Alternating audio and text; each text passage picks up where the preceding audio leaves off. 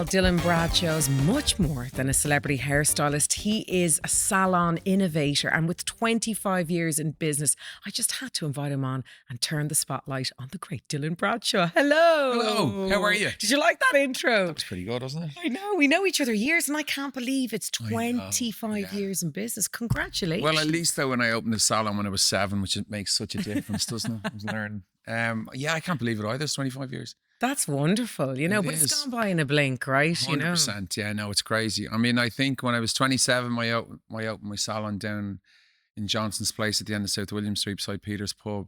I hadn't a clue. But actually, it's been such a great journey, an interesting one. It's just, and I feel incredibly blessed because you kind of, it brings you, like, I mean, it's a bit like when I think about when I was washing hair in Peter Market Dundee Shopping Centre 30 odd years ago. Yeah. To where it would take me to now. So I've been very, very lucky. You've been very lucky, but you know, you've curated and crafted, you know, your own brand. And it's funny because, you know, bringing you onto Spotlight, you're not just, you know, any celebrity hairdresser. I mean, the ilk and the cache of people that you've, you know, tousled their tossels. Is that how you say? Or tousled their tousles? Their tresses, rather, I'm sure. That's probably the right word. Over the years, I mean, this is just a list, isn't it? It's U2, Victoria Smurfit, Imelda May, you know, Oscars, BAFTAs, IFTAs. Where do you begin? I mean, you look back, and I know that some of them are a little while ago, but where do you go in your mind when you list all that? Are you like, well done, Dylan? Or do you care about it at all anymore? Of course I care. I care about my business. I care about what I do. I mean, I'm very caring about like taking after any client. If it's a client that's just come up from the west of Ireland who's spending their good money on a service, or if it's a celebrity or a VIP that I have to go on location to look after for a red carpet or for whatever promo or something. But I think that's the secret. I mean, if you strip away what I do, it's still service industry. It's still what we care about, to look after clients. And funnily enough, I was on stage talking. It takes you in different places, but I was at a business forum in London there a couple of weeks ago, and I was one of the speakers, and I kept saying to everybody, now's the time to double down on service, because with the way the world is going with AI and everything's being replaced, the one thing we can't replace is experience and service, especially on a one-to-one in person. So I definitely think we have to up the ante on that regardless. So it doesn't matter what business you're in, if you're service-based, you know, give people a better service. Don't shy away from it. Make it better. Now, we're going to touch into the celebrities shortly, but let's talk about the salon, because 25 years, as we mentioned, is just wonderful. And you know, you are a name in the industry, right? So, I mean, obviously we do have, we won't name all the salons, but you know, the average normal salons that people walk into. Your salon is anything but average. You know, you walk through those beautiful doors, the glass black doors, and you're into a hub of kind of almost creativity and life. You know, what inspired you to create a salon that was different from the others? Well, I think like everything, I mean, over the 25 years, it's kind of a journey. It's a bit like raising kids. You know, you start off not knowing what you're doing, and then suddenly you develop your business turns into an adult, and then suddenly it starts to grow wings and it starts to think for itself. And, you know, the one thing I would like to think that we have is talent that works in the salon and people that care. But at the same time, though, we just want to give a better experience. So we have this beautiful salon in South William Street. But actually, we start calling it a store now, because we have homewares. Yes. We have a cafe, which is Ku.Fee, which we're very proud of, which is Ku.Fee, a really... as in cut. I got it. I didn't have it before we started rolling. Ku.Fee. Yeah. So the thing for us really is, it's kind of the house of Bradshaw. We have a barber's upstairs, you know, great lads faction that have a barber's upstairs. We have the L'Oreal Academy that's in the building. We have beauty. We just kind of have this very large 10,000 square foot space that is a hub of activity and energy and creativity. And what I love about having Ku.Fee or cafe in the front is we are really kind of connection to, I suppose, the community in the area, so that people can come in off the street, have a coffee, have a chat, kind of look around and go, this isn't a bad space. I want to give this place a go as well. So it's a really, really good energy, and actually the most gorgeous space that my wife did. It's beautiful. I mean, it's beautiful because I've been in a couple of times. I haven't been in a while. But it's just to see the development of the space and what you're doing. So tell us about the new offers that you have on at the moment. I mean, you're creating and thinking outside the box, especially with diversity and inclusion. We're just finishing now. We've just done our private rooms now. So we have, up a private room upstairs where we look after people on one-to-one basis. We also have unfortunate but cancer patients and clients that if we have to cut their hair, if we have to do wigs, but also we're really excited as well. We've basin in the room, which is private. So for women who have hijabs that want to come in privately and aren't exposed to salon floor, so that they have their privacy to get their hair done, which is amazing. So it's a kind of an all fits, all different types of people, but at the same time we do everything service wise within the space as well. But it's also that element that you're thinking outside the box, and it is about inclusivity and of course diversity. But to be able to think that, I mean, that's a concept I would imagine you came up with, because you see so many people walking in off the street, that's people exactly that ring you, and you're like, well, we don't have this, so let's make this happen. We're responding to our demographic now. Ireland is not the country it was 10 years ago, and it's not going to be the country it is in 10 years' time. And I think that's great. We're a melting pot. Like my salon, I always say, is a melting pot of people and personality. So our building should reflect that. And it's welcoming to everybody. And funnily enough, the greatest thing about my industry, and I'm doing it like 30 odd years, is that it was always inclusive. So I've grown up in a world where it doesn't matter what your sex is, your gender, whatever. We don't give a shit. We just are happy for people to work, side by side, creatively enjoying the space, having fun when they're working. And actually, really the most important thing is having our clients going out feeling really good about themselves. So, I think patting the back to our industry, because even when I was working in the 80s, where I suppose it was hard for men to come out, they could actually be comfortable in their space in a hair salon. Yeah, absolutely. And, as a straight man in hairdressing as well, let's touch on that. That's also an interesting topic, isn't it? I worked you're married, your kids, I worked in a salon with, I was 17, 18 actually, in Stephen's Green Centre. And there was 20 odd gay lads. Myself, the manager, and another guy straight. And they used to call me Dildo. So they used to say, Dildo, come over here and blow dry Mrs. Byrne here. And I'd be like mortified. You wouldn't get away with that now. You wouldn't get away with that now. Great days. Actually, it was hilarious. Yes. But it is kind of just, let's talk about it a little bit, because that is unusual, and you're the forerunner, I would imagine, as celebrity hairdressers. So, a bit like Nicky Clark, who's also straight as well. Yeah. I've talked to him about this, and he's like, it is a bit odd, Lisa, but I forged a 40-year career in it, So. Yeah, no, absolutely. Because people assume, don't they, weirdly? Well, I think the thing is, which is funny, is it's kind of like, I think women love coming to me, not in the sense of, but they're able to share stories with you. Maybe have a one-on-one with a straight man easier, who's cutting their hair, than probably could, by the, in the office or whatever. So I think that I they gauge me with a lot of stuff, as in I come home knowing too much information. That was one thing I was just about to touch on. It's a bit like, taxi driving. People tell you their whole life story, don't they? Whole life story. And do you go away knowing so much about people, gossip? Yes. Stuff you shouldn't know. Yes. Yeah. It's funny, actually. Do you forget it all? I hope you do. I do, but it doesn't go anywhere. It's wasted on me. I mean, I love it in the sense of, my wife says she'll read the paper on a Sunday afternoon and go, oh my God, I can't believe that's after happening to that. I just go, she was in with me a couple of months ago. She told me. Why didn't you tell me? I was like, I don't tell anybody anything. It's nobody's business, but them telling you. You don't. Yeah, it's just, you get that time. It's a bit like I always say. I'd love to know the gossip. There's a book in me yet. More like a pamphlet. Definitely. Yeah.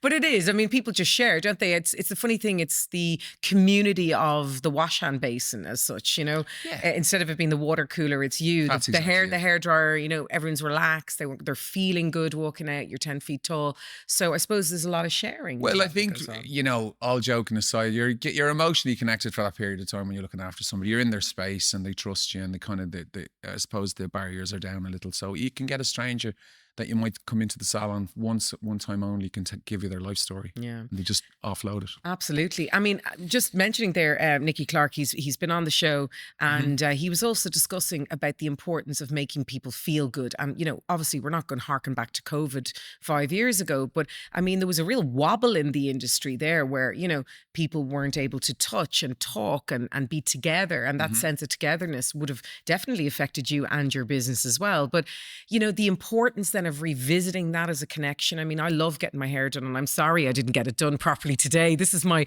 bed head, but natural curls, feeling better about yourself and looking good is such an important part of your industry, but it's also so important for the client. Do you revel in that? Like, do you find that once you make somebody feel good when they walk out of your salon, you think, job done? I've done well. I think it's much more than just the hair, but the hair is a massive part of it. It's to give people that kind of confidence, or to give them their superhero cape when they're leaving. Nice. They just feel good in themselves.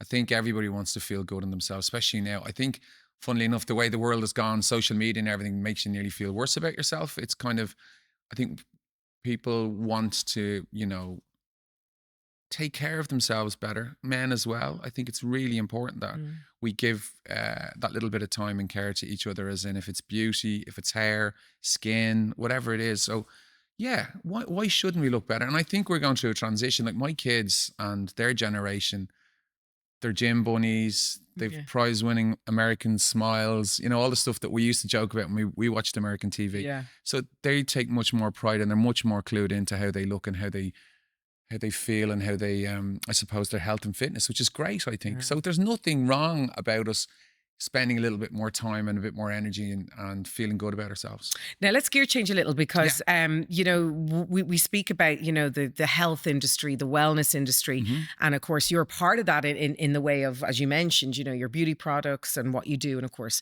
hair. But you're not on Instagram, right? So how do you kind of drive that focus of what people want and how they see, and what's the trends coming down the road, or does trends come in a circle when it comes to hair? I mean, I think it's all the classics. In now, I suppose. I think all the classics really are about, I suppose, the big thing, like if you're going in for your blowout, it's all 90s at the moment. It's all big and just, big hair. Bigger than ever, yeah. Those kind of Cindy Crawford 90s 100%. Blowouts, yeah. Go for big blowouts. Go for those nice rooty styles, What about poor old curly hair? Is that gone by the wayside? Because I can't do much with my natural hair. I don't know what to do. I love curly hair. It's my favorite thing, right? Because curly hair for me is like, it's kind of, I suppose, if you look at these iconic 80s movies, which is like Pretty Woman and coming into the 90s, where you were celebrating hair was permed, or it was curly, it was volume. That's what we need to embrace as well. So I'm back in vogue. You're leading the way. Stop it. And there's me every morning trying to figure out how I tame the tresses. It's funny because there's so many different trends. You rightly said, like, my friends used to perm their hair. Now I wouldn't even dream of doing something like that. But then there's all these different ones, the Brazilian blowouts, chemicals for hair. I mean, what's your thoughts on a lot of that kind of stuff? I think it's great. I think try everything you want, so long as keep the condition of your hair. Like for us, everything comes from hair health. So whatever we do, if it's a cut, if it's a color, if it's a smoothing treatment, if it's whatever we do, it's all based on your scalp and your hair condition, and make sure you take care of it. The difference with the 80s was we ruined our hair. Sun in, etc. And perms on top of highlights, so with mousse and hairspray and a vent brush, and that was it. You were like, so at least we have a little bit of refinements now. All I can see is Kylie Minogue Locomotion, that kind of way, or Nicole Kidman, Days of Thunder, although hers was all natural. But that feeling of it just being, complete explosion of curls. Most TV presenters had it, though. Thankfully, mine's natural. But, let's embrace the grey trend. That's something that I think a lot of people have been excited about to look into. It's not for me, but I know people allow their hair go grey. And then what do you do with that? The Helen Mirren element to it. I think greys can be a beautiful color if it's a beautiful tone. The problem is when we go grey, it's a transitional period. So you're like, can be, as we call it, pepper, salt and pepper. So it can be dark, it can be light. It's not the silver that all people have romance to the idea of looking a certain right. Okay. So like anything, again, if you're introducing grey, just introduce it gradually. You don't have to cover the full head. Or if it's highlights, if it's a tint, you can use a slightly softer color so that you can bring some grey through. It can be a little bit translucent, so it doesn't have to be so heavy looking, the color. Again, it's just complexion. Go to your professional and talk about it. Have a chat and discuss. And it's never a quick fix. It's over a period of time. It's over a period of time. Yeah, because I have friends, and I have a cousin too, who just is like, when COVID hit, they were like, well, I can't get to a salon. I don't know how to do it myself because I don't end up with jet black hair, out of a bottle. So let myself go naturally. Andy McDowell actually kind of was the forerunner in that, and like, let's embrace our greys. Yeah. And I mean, obviously there's no problem. I have no problem doing it. And I am fully grey. So, but it's just that feeling of I'm scared to let go. I'm scared to, Yeah, and I let that think all happen. it's the same thing you know? for a woman who wants to cut her hair shorter. They all think they're thrown in the towel if they go for shorter haircut. And I would say to anyone, make sure you go to somebody really good at what they do. If you know they're good, if they have a good name for cutting hair, trust them. Talk about it, have a really good thorough consultation with them, and come back, go away, think about it, and come back. Same with your color. It's a long-term investment, and do it over a period of time. Right, let's get to the stars, because yes. as we mentioned, BAFTAs, Oscars, you too. I mean, what have been your highlights, red carpet moments, and who've been stroppy? No, you can't say. Funnily enough, I've been very lucky. The Irish, I'm really lucky. I've pretty much looked after everybody that you can think of in the Irish scene, celebrity-wise, even the big names. And I've been really lucky. I've traveled all over the world with some of these artists or actors or musicians, and done some of the amazing stuff. What would we have seen? Just because obviously listeners will be thinking, I've done everything from, Vogue magazine shoots, covers of Elle, like that sort of stuff. We've done red carpets, so we've done Oscars, we've done BAFTAs, we've done, I did Kerry Condon last year when she won I was over in London, looked after her for the red carpet when she won Best Actress or Best Supporting Actress, wasn't it? Yes, for Banshees of Inisherin, yeah. So she's a great girl as well. And she's just here because, well, she wasn't here, but I mean, the F1 movie has just been launched. That's right, yeah. I mean, here in the Stella Cinema, it's all about that. It's all about entertainment. And, yeah. Kerry's a beautiful Irish girl, and obviously beautiful long golden tresses. How do you decide with the star, or whether it's Bono or whether it's Kerry or whether it's Imelda May, how do you decide with them to change the look? Because Imelda's was a great story. Dramatically changed. Yeah, well, Imelda came in off the street and she used to wear, remember the kind of the quiff. The 50s exactly, quiff for a long time. Yeah. So I didn't look after her then. So she came in to me one day just from a recommendation. We had a chat and she said she fancied to change her hair. And she had just kind of started recording an album. And then so we went up to the private room and I said, look, let's have a listen to a couple of the tracks. And she wanted it to be a bit more rock and roll, not rockabilly, a bit more kind of. So we started talking about kind of that slight 80s influence. And I suppose it was really about like, just I wanted to do fringe and have her like a kind of just a slightly kind of rock chick 80s look. And that's when we went for that look. Like that Chrissy Hines kind of influence. That's exactly what I was about to say, because when I first saw it, I thought, whoa, that's totally different. It was a funny one as well, actually. It was quite shocking, really. Yeah, it really changed her. It was brilliant. In a great way. Listen, it made front cover of the Indo the next day when she released it. And they were talking about her hair. Like it's funny. It's like Cecilia Ahern. I cut her hair off short. She had long hair for years, and then I cropped it and gave her a pixie cut. That made the front cover of a newspaper the next day. Wow. So it's kind of funny things like that where you do things and you can actually change people's look. But that was radical in its sense of, I suppose Imelda went from rockabilly to rock star, and I remember seeing her, I interviewed her, of course, on Ireland AM, and she just exactly that. It spoke to me of Chrissy Hines, and, it then, of course, changes people's clothing and what they wear and the jewelry they wear and everything. Like, she is a very interesting story. And I actually, we're very good friends now. She's great. She's a great friend of mine, but it's kind of funny, that connection, that you share something like that and then you become great friends. And that's what happens with most of the clients who look after. But I think for her was really important. She was going through a very big change in her life. Mm-hmm. She was moving on, relationships wise, with her music, her style. And I think it was like a metamorphosis for her. It was her kind of changing, coming to something else. And that's what that haircut meant. And I know that sounds very heavy, but that's the kind of connection that you can make with somebody when you know where they are in their lives. It's a bit like women. They say, I'm a new man, I'm going to cut my hair, I'm going to change it. Or I'm divorcing. Exactly. So it was that kind of thing. There was a lot going on in her life where she was moving and really looking forward to the next stage. So we said, let's change it. That's fascinating, because it's funny, isn't it? Hair can really change not only someone's look but also their internal and their emotional kind of consciousness. Speaking of stars, Yeah. Victoria Smurfit is a long-term friend and a Yeah. client. Yeah. And you worked with her, of course, on Rivals, which I have seen. Yeah. I have seen it. It's actually so much It's fun. wild. It's so raucous and raunchy. Yeah. So she was over at the IFTAs there, and I was taking care of her for. But she's so much fun. I'm looking after her for years. She's really. She's such a good person, fun person, and actually I love working. That's the thing about which is great. Tell us about the shoot though. What happened? There's got to be a story. No, I wasn't on the shoot. Now, as in on the. I was on just the show. no, Okay. I wasn't on the show, but I was just taking care of her for all her promo and stuff. There was a big promo for Rivals over here. Where she was looking after, they were interviewing all day for the press.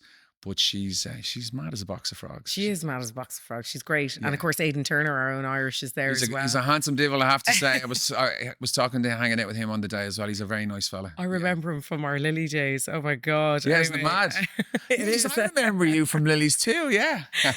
Yeah, we were all coming down licking walls by the end of the night. Anyway, that's a whole other podcast. Bono now would be one I think everybody's tuning in going, well, what can you do with a rock star and obviously with their hair? But I mean, he's kept his long, beautiful hair for years. The thing is like, I mean, sometimes you're just taking care of people, it's grooming, you're just looking after them for stuff. Other times we've cut his hair. I remember, I think one of the albums covers, we were changing his look and we just went for a really short, cropped, almost kind of military look. So looking after the lads over a period over 20 years. So that's the same thing. You just talk to the concept of how we're going to shoot something, what the album's going to look like, what the concept of the music video is going to be, whatever it is, and that's what we do. So one of the funny stories is that I did a video shoot with them in New York on a flatback truck, and there was no drones in those days, so they had helicopters flying over them. I think there was 12, 14 cameras. This was massive, right? And the whole idea was they'd shoot the video live, the song, right? And literally they released it on all the radio channels that you two were going to play, and it came down through Times Square, and there was 4 lads, right? This is hilarious, because their hair was blowing and I had to step in between shots. I was on this flatback truck with you two, nobody else. There's probably 100,000 people running through the streets chasing them, 2 helicopters, the whole thing. And I'll never forget, and it goes over the Brooklyn Bridge, right? And they finish in Brooklyn Park to finish the gig that night. It was this mega budget.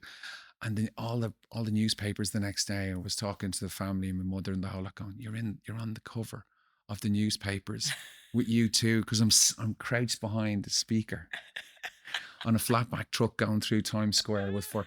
So when you're sweeping up, when I was 15 and I started hairdressing and I was sweeping up the rubbish and like making teas and coffees, and then you find yourself in this situation. It's mad, but it's brilliant. It's brilliant. I mean, you threw out names there like Vogue and Elle as if like they're just dropping names on the floor there. Yeah. I mean, look, we've all seen Sex and the City. We've seen, Carrie Bradshaw in full action on her shoots and, Vogue. I mean, is it as intense as people would say? Is there a little bit of tiptoeing around? What's it like to be on a Vogue shoot, for argument's sake? Yeah, I mean, it can be very, I suppose, would it be intimidating? Very intimidating. You're kind of watching your P's and Q's. You just sit in the background. You're listening to people. There's a lot of creative people involved, and you just try. Especially my first time doing a shoot like that, I was very nervous. Do you feel a little bit? Do you mind me saying? Do you feel a little bit imposter syndrome? 100%. I still feel that. No. No, you do. You just sometimes you do. Yeah, it's not. You don't go in with pure confidence because you're trying to gauge the person that you're working with as well in some cases, like I did a shoot last week I had to go and I was the head hairstylist on Fashion Week in Germany last summer in Berlin Fashion Week, and I had a team of 70 underneath me. Oh my God. And I was had imposter syndrome then, let me tell you. I walked in and I had 70 hairdressers listening to me to kind of go. We had a team of 100 models and we were like going, okay, we got to do this. So I had to demo for 2 days of these are the looks I want to create. And then the guys would have to replicate. Now, some of these hairdressers were phenomenal, would kick my ass. Yeah. But because I'm global ambassador for several companies, I'm brought in to do this. So I was imposter syndrome. I was working in a hotel room, dyeing hair for 3 days before I even got to meet these guys with one of my teams. So Listen, it's brilliant, but it's just like you're still always on your toes And learning and growing. learning, and also still learning about yourself. You know, Yeah, it's so. yeah. And then the great thing about it is, once you do all these sort of jobs that you're amazing, and people are like going, "Wow, that's amazing." That you did Elle or Vogue, or you did You're the Oscars. still coming or in on whatever. Tuesday to your client going, "I'm not happy with you cut too much off the last time." So you know, You're we're brought still right back down to absolutely, you, and that's and the great rightly thing. so, And that's the Dylan. great thing about Hairdressing. and you know, and having a salon. But you know what? It's changed so much, the landscape of hairdressing. You know, it isn't just about popping in and getting your hair cut for your communion, your confirmation, or even in my case, my new job starting. You know, Yeah. it's more than that. It's about maintenance, it's about feeling good. And something I did want to touch on is you mentioned that you have a private room, and we need to discuss how, you know, women and men can be sensitive during treatment or you know, cancer treatments or illnesses. Yeah. I mean, how do you tend to that, and how does it work? Because I'm sure there's people listening that would think, okay, I might like to bring my mom or my sister or myself Yeah. in to get that. How does it work? Well, you know, we're pretty old school in the salon. I always say to my clients, and we've got our team to say, the thing is, you know, if somebody is going through what they're going through, it's very important that they have the right person with them to, if they have to cut their hair shorter, if they have to, you know, support them in that way. You know, I would hate anybody to go in. I've heard some awful stories of women going into hair salons and just being shaved, and nobody giving them time and taking care of them, or even cutting it short before. It's very important that that person has that one-on-one time with the professional, that they're caring, they're listening, and they're going to help them move forward through it. I'm unfortunately very lucky in the sense that I've too much experience, which is not a great thing to say, with people in cancer treatment. But the amazing thing with women in cancer treatment is nearly every one of my clients, or every one woman that I've dealt with, is still here coming back, which is amazing, because the treatment is so good now, which is just goes to show you how it was when we started, that when somebody said cancer, you knew you weren't going to see them after. But my God, the treatments are so good, and they catch them so early. So I think for me is, we always try and put the positive on it, and we go, you know what, you're a mermaid. We're going to cut it short. Now we're going to have fun growing the hair and getting lots of different styles and colors as we grow back out. So, you know, even for some people's hardest times that they go through, they can feel good in themselves that period of time when you're with them and you support them. So again, it's just the privacy. Some people are loud and proud. They don't give a shit. They want to do it on the salon floor. But some people are very private, of course, and will want to leave with the wig on and not have anybody else know that what's going on. But it's really important as well. We have the room for people who want to share day. There might be a bride getting married, or as you said, of course, there's happy occasions as well. It's just sad that I didn't bring my mother into. My mother sadly passed from cancer 18 years ago. But you know, had I known, and this is why I wanted to touch on it just there, is that, you know, had I known, you know, the celebrity hairstylist or the beautiful salon in South William Street does that, I think I would have liked to have invited her in to do that, and I didn't even know you did that till today. Yeah, so that's nice too. I think it's a community thing for us. Is we really kind of just promote it within our own clients. It's not something we look at as advantageous, in the sense of, we don't look at it as a business thing. We look at it as, it's very important for us to give back, and it is hugely important for us to take care of people in need. Because you know what, the one thing we'll say is, it's quite a greedy job, right? Because in lockdown, right, we didn't work for a year. It was ridiculous when you think back how everybody was allowed to go back to work except hair and beauty. But the thing is that, like, we need our clients as much as they need us. Okay, financially we get a wage, we get support from our clients, but actually we tap into it too. It's a very different type of person in the service industry who's able to look after people that way, because you're connected much differently to other people. But you also, we get it, like, it's like us plugging in.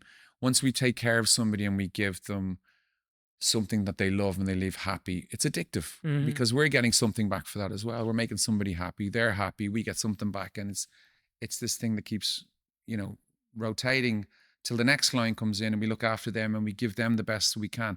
So it's really important that we give back as well, you know. So it's a great job, and I have to say I love it. And it's, you know, regardless, as I said, if it's the client from the west of Ireland just driven 3 hours to come up to me, or if it's a VIP where I'm doing, you know, a music shoot in LA or something, it's all the same. I have to make sure that we give that person what they look for, and that they Absolutely. feel good and confident in themselves. Absolutely. And I mean, obviously, it goes without saying that you have clients that have been with you for the 25 years, people that started with you and are still coming in, you know? Yes. Is that a lovely experience that people have followed you a little bit like a rock it's band, family. you know? It's family at this stage. We've Really? clients that come in, and I know everything about them. They know everything about me, and that's okay. You know, we kind of grown through everything together. It's like therapy, I would imagine, a 100%. counseling session nearly, you know. But like, you know, Jesus, I've had family members that come into me and telling me they're pregnant before they tell their parents. Just because they're like going, I don't want to be judged. I need to, you know, but I know them well enough. People tell you stuff that you just might feel that it's an offload for them. But yeah, it's great. Look, It's great. not every day you get to get told these sort of things. And you know, with 25 years in the business, this is my final question because we're out of time. What's next? What's coming down the line for Dylan Bradshaw and the salon and the beauty products and everything? It's a great question. I mean, we just keep trying to improve and trying to just do better. You know, it's just trying to always do better and to be relevant and to still kind of. Education's a big part for us as well. We want to just get the guys really well educated in what we do and take care of our clients really, really well. That's it. Well, I think, you know, it goes without saying your passion, your craftsmanship, you know, not only your multi-award winning salon, but your innovation for hair has lasted and stood the test of time over 25 years. I'm so delighted I was able to share the spotlight with you today. Thank you so much. And best of luck. And here's to the next 25. Thanks a million. Thanks for having me. Congratulations, Dylan. Cheers. Cheers.